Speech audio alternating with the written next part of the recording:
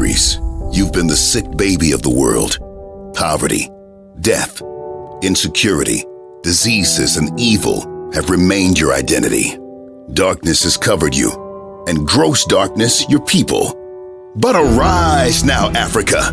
Shine, for thy light has come, and the glory of the Lord has risen upon you. Join Development Channel as it brings strong middle class, food security, and strong infrastructure to all of Africa. Door to door, street by street, person to person, no stone unturned. Hurry in. For centuries, the African continent has been exploited economically by malicious invaders, both foreign and domestic. Our human and material resources have developed both Europe and America, while our people perish in abject poverty. Now, there's a permanent, sustainable, and highly effective solution. All right, a little attention here. It's a pleasure of mine to speak to you today. You're receiving this information because you want to know a bit more about the Black Wall Street Content Production Hub. The Black Wall Street Content Production Hub, which we are setting up locally. You're receiving the information because you've heard about that. I would like to know what it's about and how to participate and how to experience very wonderful income opportunities for yourself through an industry that is dynamic, that is vibrant, that is very determined to make sure that we build something that rivals Hollywood, rivals Bollywood, and then combines the two of them together and beat them in every single measurement of art and culture. Now, before I go into that, obviously it'd be nice for me to introduce myself to you. My name is King Charles N. Lambert. I am the creator of Compassionate Capitalism Economic System, and I'm the leader of Africa's first economic war for economic independence. So we are on a movement to achieve economic independence for the continent called Africa, and to also achieve economic independence for its people. So to get the people of Africa out of poverty. This is our mission. So it's very important for you, if you want to understand anything that we're talking about, to watch a lot of my videos, and then you can start putting the pieces together, because I cannot use this particular audio to tell you everything. It's not possible. So you have to watch this one, watch another one, listen to this one, listen to that one to catch up. But I'll try as much as possible to be very specific to you regarding what it is that you're trying to know, which is how to participate in Black Wall Street Content Production Hub, which we're setting up. And for you to participate as an actor, participate as a makeup artist, participate as a writer, an editor, a props person, a camera crew, participate in any shape or facilitate, work there as an agent, work as a legal person overseeing contracts, work as a graphic person, animations person. I mean, there's endless amount of creative jobs that you can find in the multimedia sphere. So we are providing a platform that gets to employ every single person who is interested in this industry, who is interested in the industry of art promotion, of culture, of movies, of music, of books, of pictures, of creating content that Africans will be happy to read, happy to watch, happy to listen to, happy to be part of and celebrate. That is what we're setting up here. But it's good for you to understand some of the underlying factors around what we're setting up and why we're setting it up. Because the scripture says, without vision, the people perish. So if we're doing something and there's no vision, then it's not going to work. It's going to lead to destruction. We need to do something where we have some sense of vision. Now, what is our vision? Our vision is to achieve something called Africa rebirth. Now, we've already achieved it spiritually because we've been praying for this for a long time. A lot of people have been praying for this for a long time.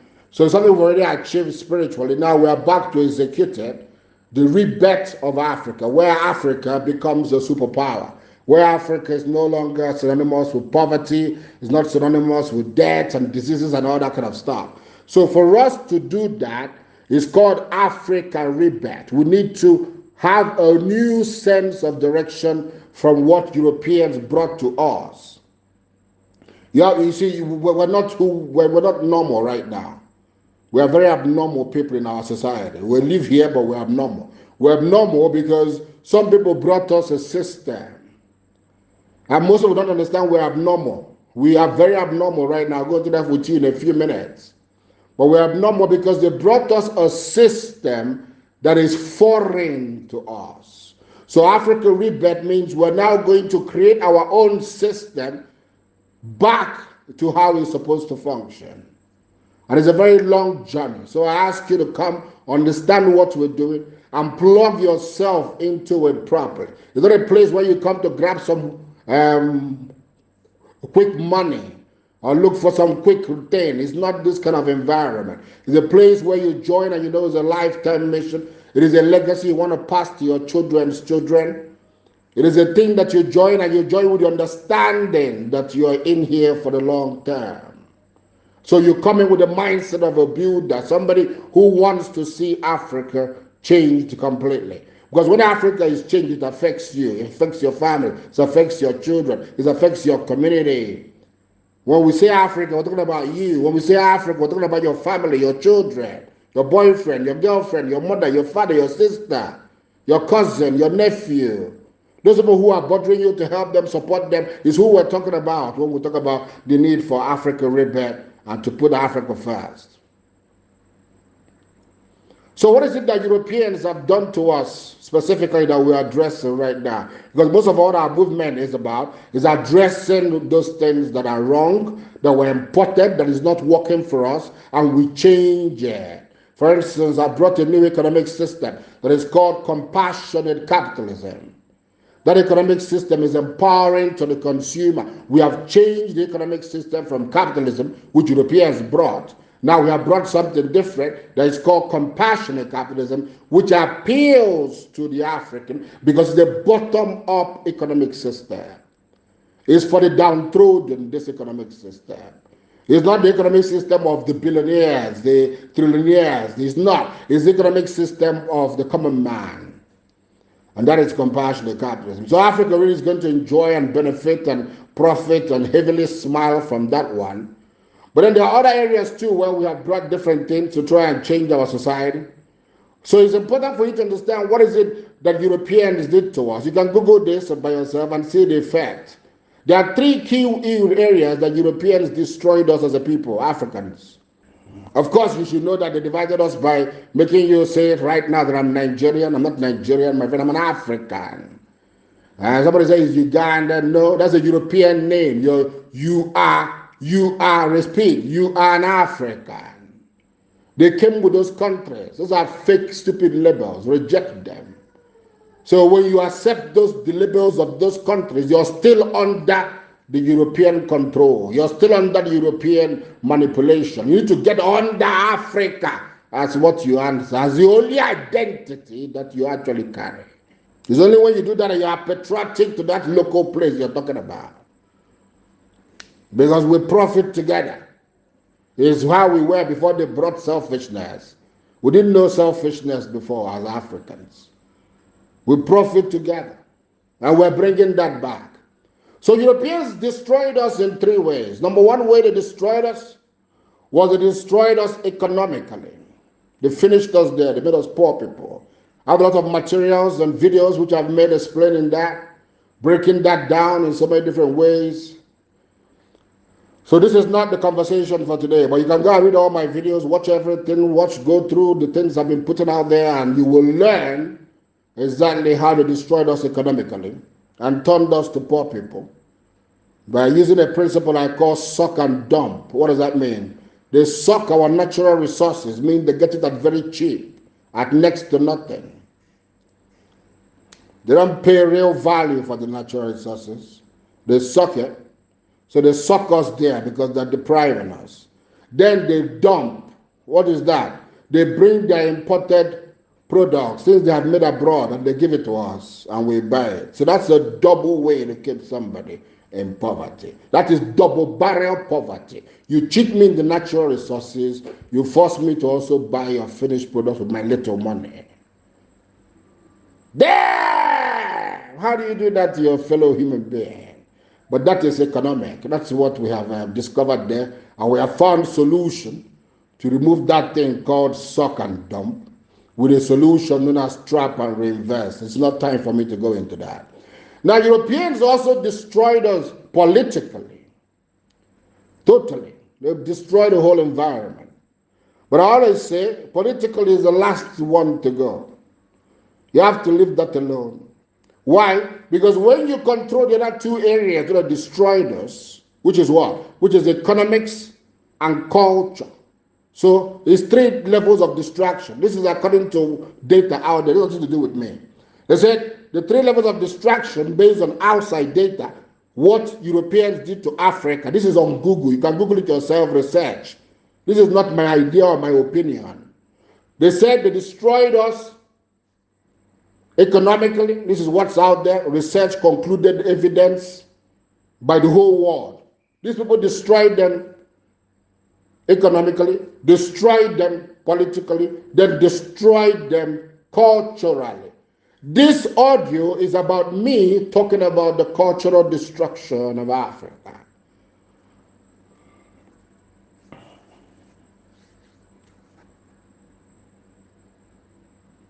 Three key pillars of destruction. This is one of it, the cultural destruction. And most people don't understand the implications of it. And when I delved into actually looking at the research, I even got more scared at the information that was coming out. I became more scared at what I was seeing.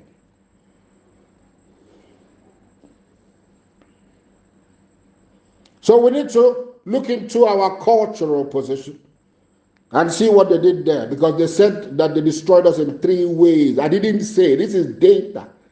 Data summarize European impact on Africa to be destructive in 3 ways. 1, economically, they destroyed them, they turned into poor people. Politically, they destroyed them. Then, culturally, they also destroyed them. So we're talking about the cultural destruction.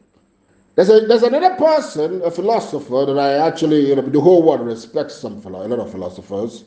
I'm happy to be in the league, by the way, of somebody who is a philosopher, meaning I get to know people, talk to people, understand people, read people, analyze people, come up with different concepts about people. So I'm a very good one, actually. There's a guy called Socrates, he's also a philosopher. Europeans, they celebrate him, Socrates. He's a very good philosopher, according to Europeans. Of course, Africans don't know what to celebrate. You celebrate your philosophers, first of all. They're the ones that guide you on how to run your society. Philosophers are powerful. So if you don't know anything about philosophy, go and understand it. So this guy called Socrates is a philosopher. And he said something very powerful that the whole world has never taken for granted. He said, man, know thyself. Man, know thyself. You can imagine something as simple as that. Meaning, the real strength of the power of the man comes from him knowing himself, knowing his culture, knowing his environment, knowing his food, what works for him, what doesn't, knowing himself, his family, his roots, his background, his history, his everything about him. Man needs to know himself. And Socrates said, man, know thyself. It's like the greatest instruction, actually. Sometimes I used to think that thing was in the Bible. That thing is so powerful, man, know thyself, that I thought it was a scripture for a very long time. I thought it was a scripture. I'm like, is this a scripture or what? What is? I had to go and research it. Father, it's not even a scripture. He's just a philosopher who was so clever and summarized the whole of humanity as man, know thyself, first and foremost. So man, know thyself brings us to the question of identity. Identity. That's what it means. Knowing yourself means You have identity of who you are. Now here's a very, very, very, very big problem. Culture is the defining future of identity. What defines your identity is your culture. What defines your identity is your culture. Your culture is what frames your identity. And you just heard this guy, Socrates, making a powerful sentence that a man must know his identity. For man to prosper, for man to do well, for man to excel, for man to avoid mediocrity, for man to stand tall in the world, become a superpower Africa, man must know his identity. So what happened? These people now came and destroyed our culture. So by destroying our culture, they destroy our identity, and by destroying our identity, we don't have the basic tool to even prosper as a people, which is man know thyself.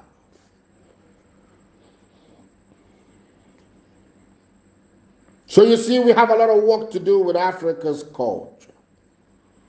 It's one of the three key areas that were destroyed by European invasion and colonization of our society.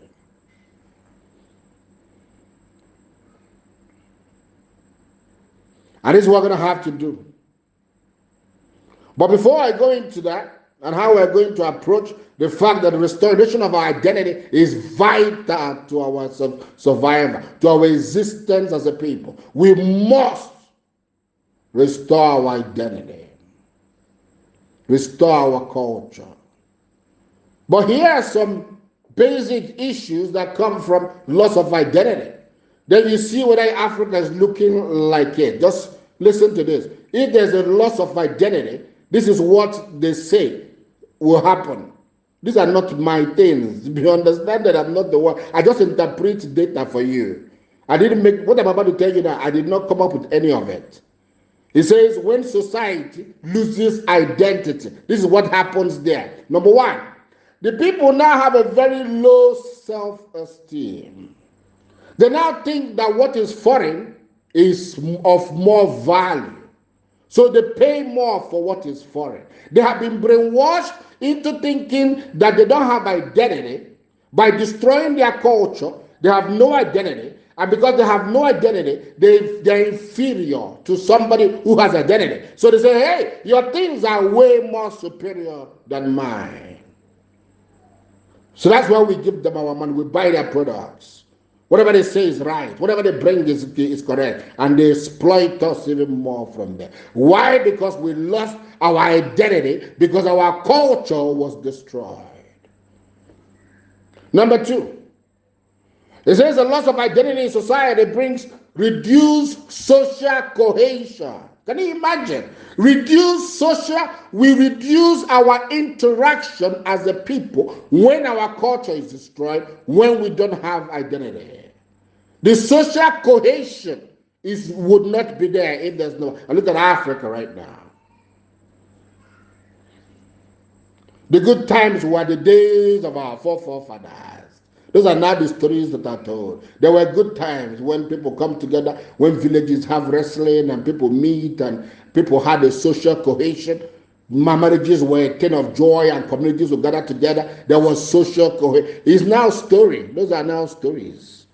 The people now don't know what it is. They have joined the rat race capitalist society. Their population is growing. The resources are shrinking. There's no way out. People are so stressed. So there's reduced social cohesion. And these are the things that happen when there's loss of identity. This is nothing peculiar to Africa or Europe or anywhere. These are the things that happen. When this doesn't happen, this one happens. If this one is not there, this one is not there. This is how the whole thing works. And when there's loss of identity, you have those two key things. You have low self-esteem, so you value other people's things above yours. You have reduced social cohesion. Now here's the most scary part. The third one is the scary one. The third one says there is society-wide mental challenges. I repeat, society-wide mental challenges. You know what that means? It means there is population madness.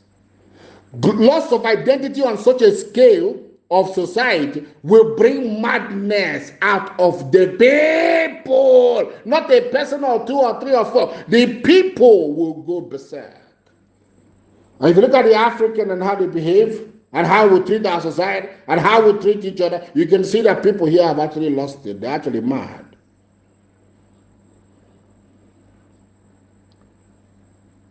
You can see it yourself.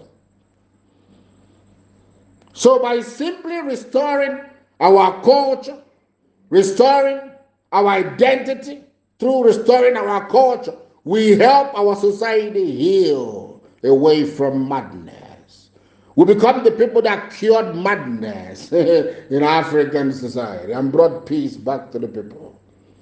So that's a brilliant reason for you to want to be part of this, for you to want to be part of content production for Black Wall Street. There's a fantastic reason for you to want to do that. So I want to round up by telling you exactly how it works. Right now, we're focused on ebooks. You can see some sample there. They'll show it to you. Ebooks. We're going to make a lot of ebooks. For your information, we have the largest market control in Africa. This is very important for you to understand that. We have something called Pan-African Job Centers. It's going to have 390 million youth members across Africa. So we are setting that up with Indians. That's nothing to do with you. Just know that's something we're doing. We're employing 1 million Indians. We're setting up 390 million member Pan-African Job Centers across Africa. It's not to do with you at all. You're not part of setting that up. We have that going differently, away from you. What we're not doing with you is to create the content for those 390 million youth. Simple as that. And we know the content that we want to give them. So I'm letting you know the content. With time, you can suggest your own content, but in the very beginning, you have to keep quiet and just focus on delivering the work that we release. We say we want this work, bam, you deliver it. We want that work, bam, you deliver it. That's it. For now, we have a lot of our own work. We have no room to listen to your ideas for now. We don't have room for that. We have a lot to produce. Let's produce and produce and produce and produce and produce and produce. Then we start embracing some other ideas. And we have the audience that we want to produce for. The number one audience is the Pan-African Job Center. 390 million youth. That's the first audience we want to produce for. Content that appeals to them. Africa is crowded with youth. Everything we do here about betting the new Africa, we're speaking to youth. We're not speaking to the old ones. Those ones are tired. But even those who have energy to say, okay, let's do it. Let's go and make it happen. Those are people we're appealing to. And right now, we're blessed with them. There are very many in Africa. There are 390 million. They are more than the population of the US. They are more than it.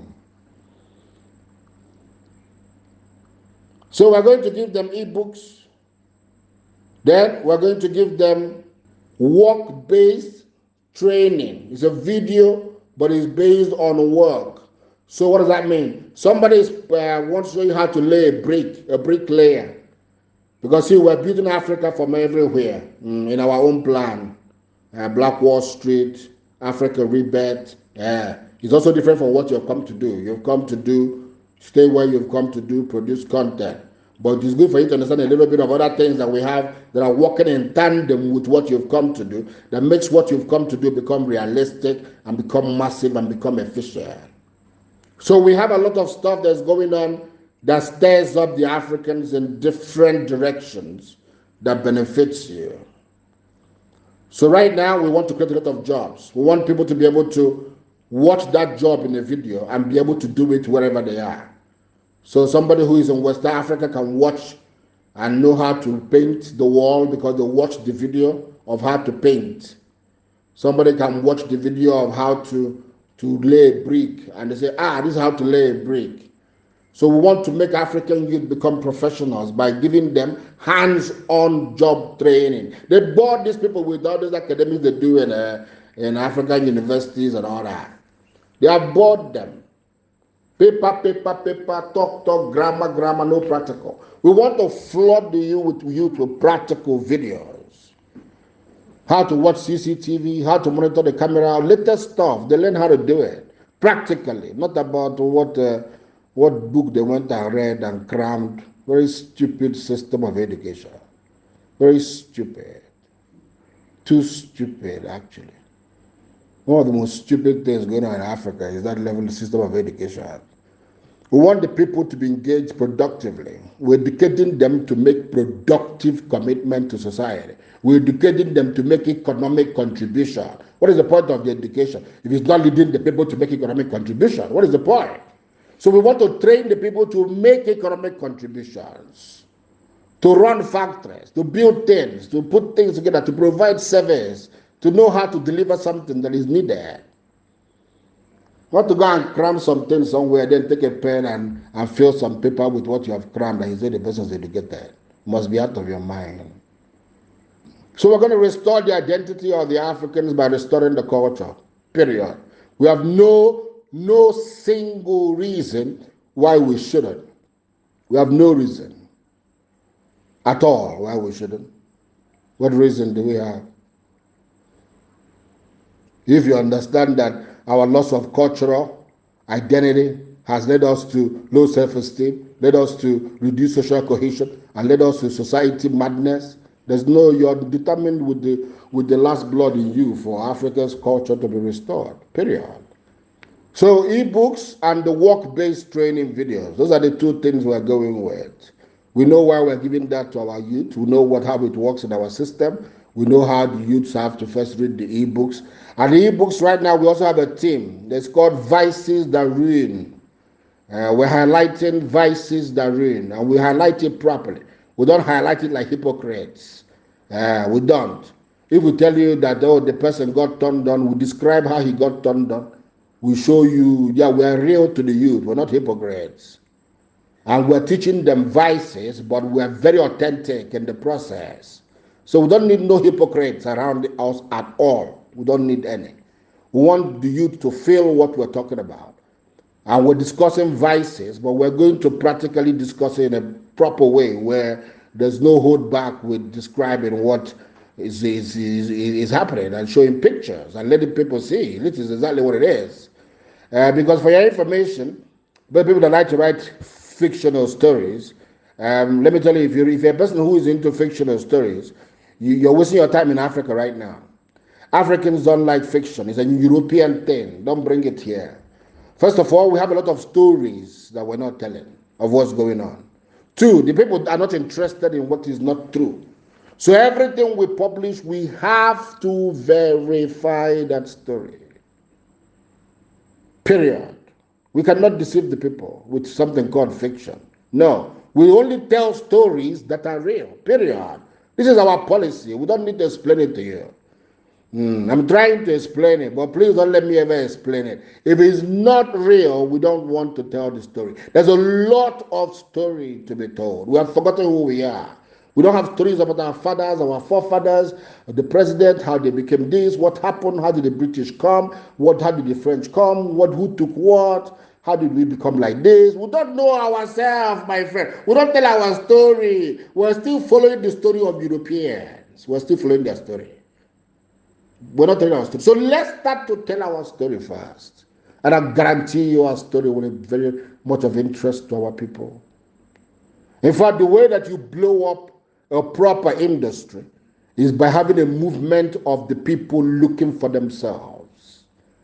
Then they look for themselves in your video. They look for themselves in the music. They look for themselves in the book. They look for themselves. When people are now looking for themselves, you blow up an entire movie industry, Nollywood, Bollywood. I guarantee you this one will beat those ones. That one you can be sure. My name is King Charles and Lambert. They will tell you if I'm the one doing it, it's going to beat it. I have a track record. So how do you become a part of it? Now, in the very beginning, just for you to know, the Black Wall Street Production Hub is giving a contract officially to the Cooperative Society.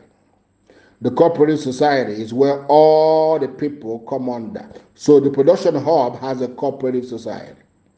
You join the Cooperative Society. Whatever field you can bring, whatever capacity, whether you're a writer, you're an actor, you're a model, you're a dancer, you're a musician, you're whatever. If you have anything to do with that industry, you work on the computer, you edit work, whatever capacity that you come in as, you join a cooperative.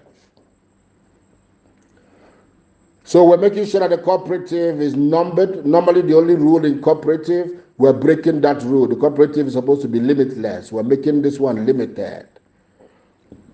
When we want to add members, we'll justify why by that time you're already deep inside, so you understand, and you will say, no, why are we adding members? Are this going to happen? I'll tell you why I had to do it as a cooperative with limited members. First of all, you should know the benefit of a cooperative. A cooperative, the benefit simply means the grassroots gets money, period. Yeah. Cooperative is the best thing ever. It's the best thing that can happen to Africa. If we have many, many cooperatives that are effective, that are working well, they are functioning properly, you have a lot of grassroots economic empowerment.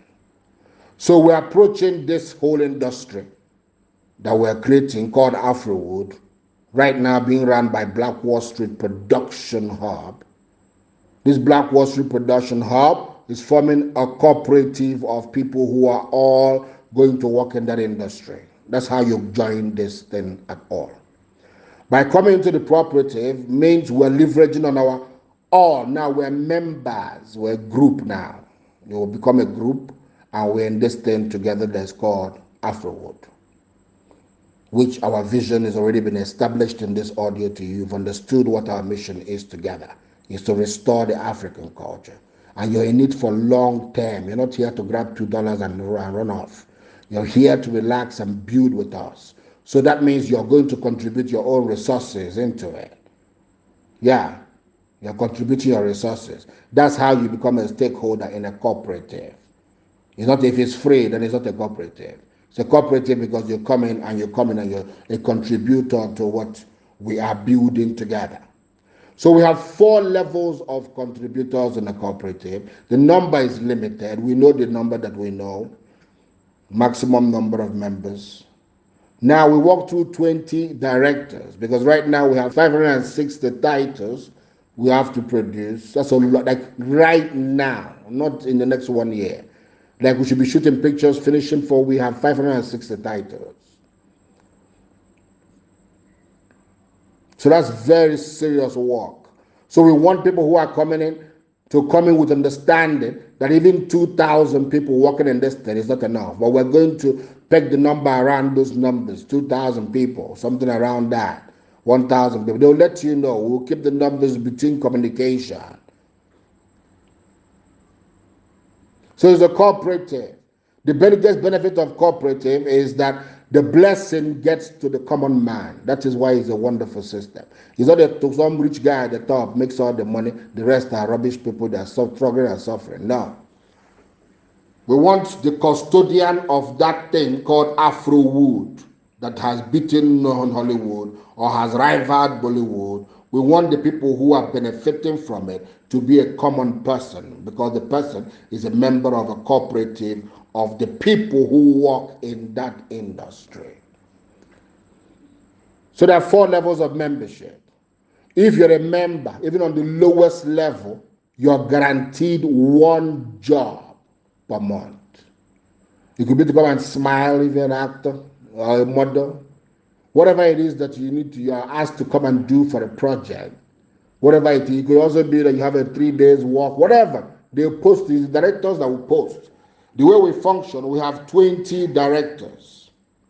The 20 directors are youth like you. We do for the young, creative youth, very young youth that are creative, can manage resources of people and some little cash flow. we make the person a director. So we have 20 of them. These directors work with agents. So we have 10 agents per director. So we have 200 confirmed agents working with us here. These 200 agents obviously now help us source the talents, source who is selling, who is buying, who wants this, who doesn't want this. We train them to negotiate with the public on our behalf. The same way they do in Hollywood and Bollywood. And the same way agents grow and get to make a lot of money from talents, it's the same way these ones are going to grow and make a lot of money from talents, because we would have brought life back to Africa's culture.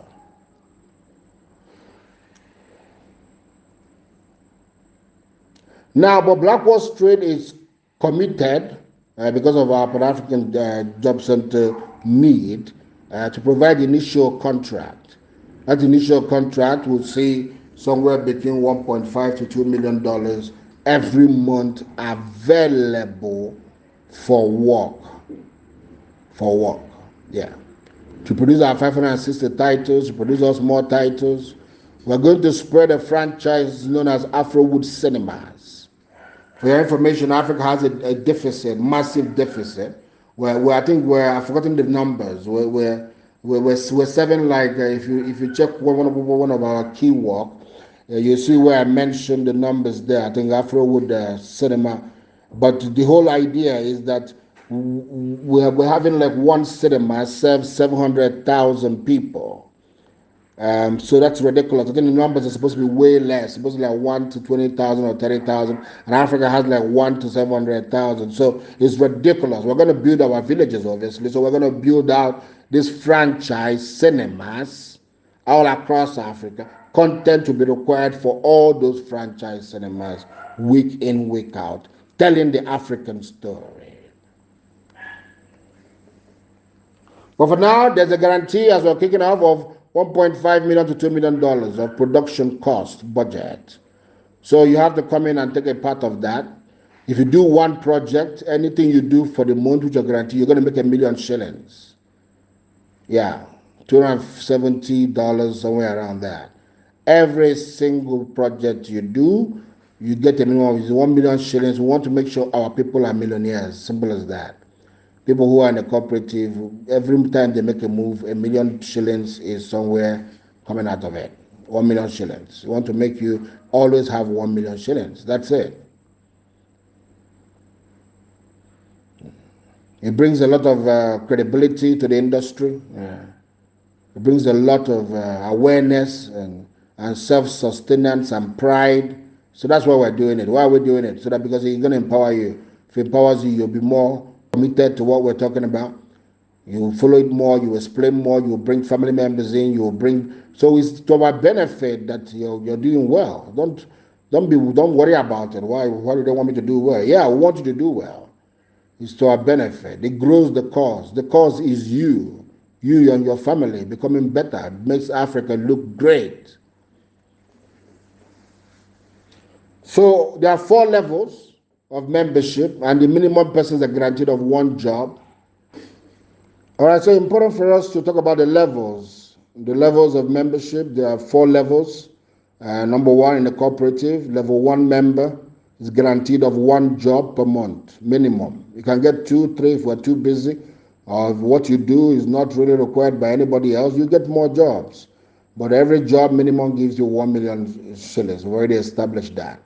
And you get minimum of 1 job per month if you're in level 1. If you're in level 2, you get 2 jobs per month. You're sure of it. You're in level 2, you're sure of 2 jobs. You're in level 3, you have 4 jobs per month. And you're in level 4, you have 10 jobs per month. Level 1 to level 4. Level 1, 1 job. Level 2, 2 jobs. Level 3, 4 jobs, and level 4, 10 jobs per month. Each job minimum of 1 million shillings. So now you become a member of this cooperative. Whatever level you become a member of, that level now determines the jobs that you get going forward. But as long as you become a member of the cooperative, you will definitely get a job every single month in the industry. So it's a fantastic opportunity for you. Great one. Gives you job security, income security. So you have, even if you're required for it a month once, you're sure you're getting $1 million shillings that month to take care of stuff, personal things to you.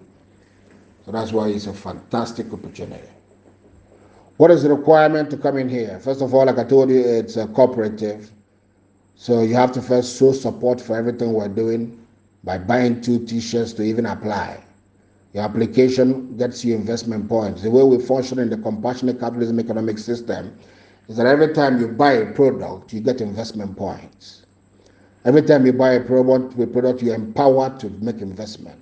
The investment can go into an application for a job, can go into training for a job, or can go into a commercial project to get returns. So you use it in whatever way to facilitate yourself. Investment points are empowering. They empower you. So now you need to get investment points for you to apply for the job. So if you buy our t-shirts, where we're promoting this thing, because what's going to happen, you're going to buy the t-shirt, you're going to wear that t-shirt that you bought. By buying the t-shirt, you have brought some money that way. You're like, I put some resources there. You put your resources there. And we like that because it's a cooperative, it's collective effort. Then you come inside, you make the application, you're vetted by our people, and you're interviewed and they find what is suitable for you. You can pick more than 2 areas, 3 areas, 4 areas that you can function in the industry. Then they profile you and start now telling you how to help get investment points. The investment points that you contribute determines your level, period, in this period. Once this period is over, the membership is closed, the production has kicked into full gear, because we're doing this period for a very short time. Between us, we finish, we'll bring all the members, then Black Wall Street starts to release the funds for the production. So there are 2 phases. The first phase is when everybody's coming in and getting into their levels, and they have to bring in investment points. You will learn how to bring in these investment points through either our products like our t-shirts, but most importantly through our investment opportunity known as UPAP. So you'll learn about UPAP. It's something that's popular. It began in Uganda 4 years ago, and now it's way more powerful than even that 4 years ago. You learn about that, pushing that, buying that, participating in that in any shape, even as an agent, talking about that to someone close to you gives you investment points that are significant enough for you to jump up the levels. The next direction is getting more people to buy more t-shirts for you to get investment point. That's a bit of a long route, but it's still an effective route. But the best route to do is selling that UPAP. And then you're able to get investment point, get commission for yourself. Watch the video of UPAP where I explain the investment opportunity of the whole thing. Tell them you're about to go and work in Afrowood and produce content, and your thing is to get this amount of UPAP sold, get this amount of t-shirts sold, then come and become part of people who are part of this. Then Black Wall Street starts to release the projects, the funding, the funding, and it's all over. And we live in prosperity. That's what this is all about. And if you think you have the energy, the strength, the love for Africa, the passion for the industry, the desire, the understanding, and the clarity to participate in what we're talking about, then I urge you to join us, and let's do that most important thing of putting Africa first, Africa first, Africa first. Economic war, we are winning. Join us to ensure that your pocket is doing well.